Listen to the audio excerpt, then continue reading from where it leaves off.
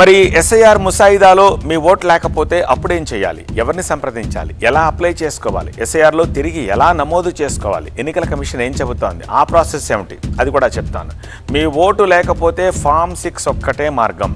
Form 6 ద్వారానే మీ ఓటుని నమోదు చేసుకోవచ్చు. కొత్త ఓటర్లకు కూడా అవకాశం ఉంటుంది.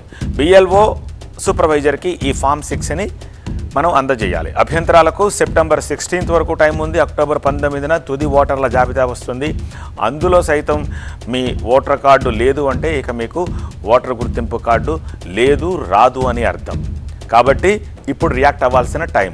ముసాయిదా జాబితాలో మీ ఓటు లేకపోతే ఎలా అప్లై చేసుకోవాలో తెలంగాణ సీఈఓ సుదర్శన్ రెడ్డి చెప్తున్నారు. ఆయన ఏమంటున్నారో చూద్దాం.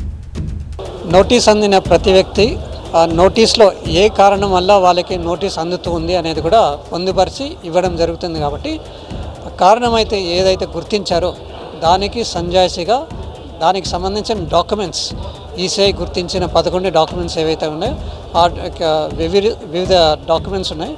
ఆ డాక్యుమెంట్స్లో ఏదైనా ఒక డాక్యుమెంట్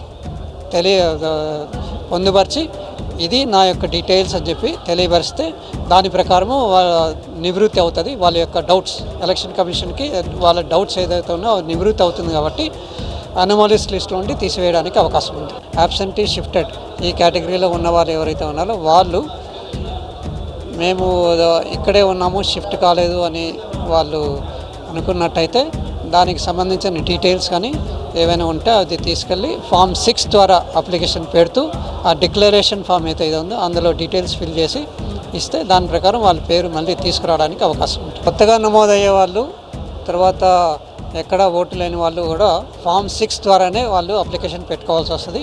ఆ డీటెయిల్స్ ఏ విధంగా ఫిల్ చేయాలనేది దానికి కూడా కన్సర్న్డ్ బిఎల్ఓ కానీ బిఎల్ఓ సూపర్వైజర్స్ వాళ్ళ సహాయం తీసుకొని ఫిల్ చేయడానికి అవకాశం ఉంది. ఇక ఈ ఫామ్ 6కు సంబంధించి మరింత సమాచారాన్ని మా స్పెషల్ కరెస్పాండెంట్ ఎలేందర్ ఎక్స్ప్లెయిన్ చేస్తారు. ఈ ముసాయిదా డ్రాఫ్ట్లో ఓటు పేరు లేని వారు ఏవైతే ఏం చేయాలనేది కొంత సందిగ్ధం అయితే ప్రజలైతే కనిపిస్తుంది. దీనికి సంబంధించి ఎన్నికల సంఘం ఆ ఓటును తొలగించినట్టు కాదు, దానికి సంబంధించి షిఫ్టెడ్ కావచ్చు, ఆబ్సెంట్ లేకపోతే డెత్, డూప్లికేట్ అనే కేటగిరీలో ఒకవేళ మీ ఓటు వెళ్ళి ఉంటే దీనికి సంబంధించి కంప్లైంట్లు ఇవ్వడానికి, ఆ కంప్లైంట్ పరిష్కారానికి కూడా ఇప్పుడు సమయం ఉంది. కాబట్టి ఆగస్టు 15 నుంచి సెప్టెంబర్ 16 వరకు కూడా ఈ కంప్లైంట్లు ఇవ్వడానికి అవకాశం ఉంటుంది.